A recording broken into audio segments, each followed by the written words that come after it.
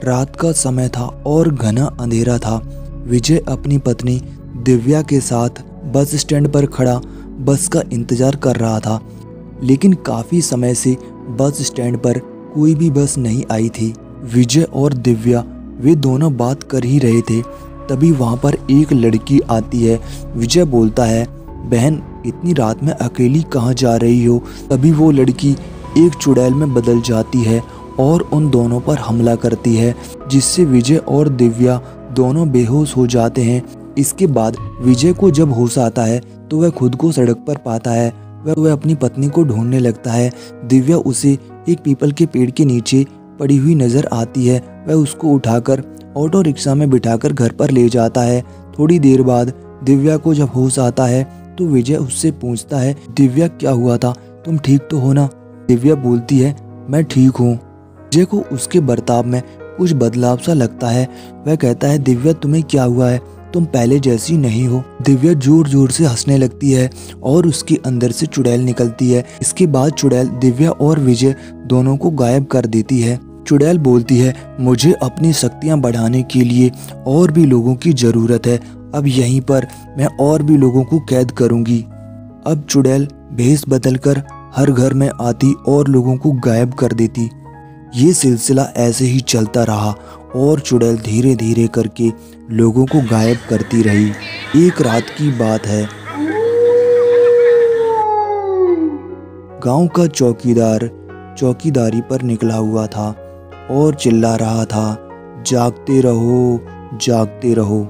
तभी आसमान से एक चमकती हुई चीज उसकी ओर आती है और जमीन पर गिरती है। उस रोशनी में से चुड़ैल निकलती है। उसके लंबे लंबे बाल और बड़े बड़े नाखून थे।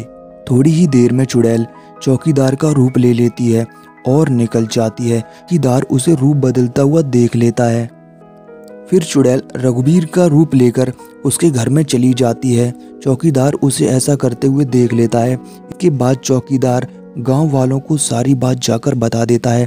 सारे गांव वाले इकट्ठे होकर रघुवीर के घर पर आ जाते हैं। गांव वाले रघुवीर के घर का दरवाजा खटखटाते हैं। दरवाजा उसकी पत्नी खोलती है। गांव वाले उसे बताते हैं कि तुम्हारे घर के अंदर रूप बदलने वाली चुड़ैल आई हुई है।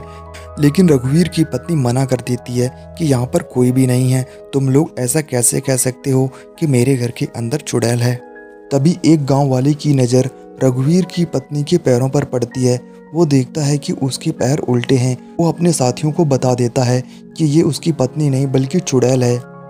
इसके बाद चुड़ैल अपने असली रूप में आ जाती है। गांव वाले उसे धक्का मार देते हैं और कहते हैं कि बताओ तुमने हमारे गांव के लोगों को कहाँ छिपा रखा है?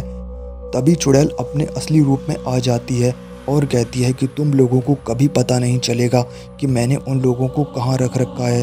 तभी हरिया नाम का एक किसान उछलकर उसके बालों को पकड़ लेता है और चुड़ैल तिल मिलाने लगती है। चुड़ैल कहती है, मेरे बालों को छोड़ दे। हरिया को समझ में आ जाता है कि इस चुड़ैल की कमजोरी उसके बाल हैं। तभी वह जलती हुई एक मसाल अपने दोस्त से मांगता है और उसके बालों में आग लगा देता है। जैसे ही उसके बालों में आग लगती है, चुड़ैल गुस्से में चिल्लाती हुई कहती है, तुम लोगों ने अच्छा नहीं किया मेरे बालों को जलाकर। मेरे बालों में ही मेरी शक्तियाँ थीं। धीरे धीरे उस चुड़ैल का पूरा शरीर जलने लगता है। वह कहती है कि मैं वापस लौट कर आऊँगी और तुम्हारे पूरे गांव को तबाह कर दूंगी। जैसे ही वो चुड़ैल पूरी तरह से जलती है, तभी उसके घर में उसे गांव के सभी गायब लोग एक कैद में दिखाई देते हैं। गांव वाले उन सभी लोगों को बाहर निकाल लेते हैं और इस तरह से उस गांव में से वो चुड़ैल हमेशा के लिए ख़त्म हो जाती है।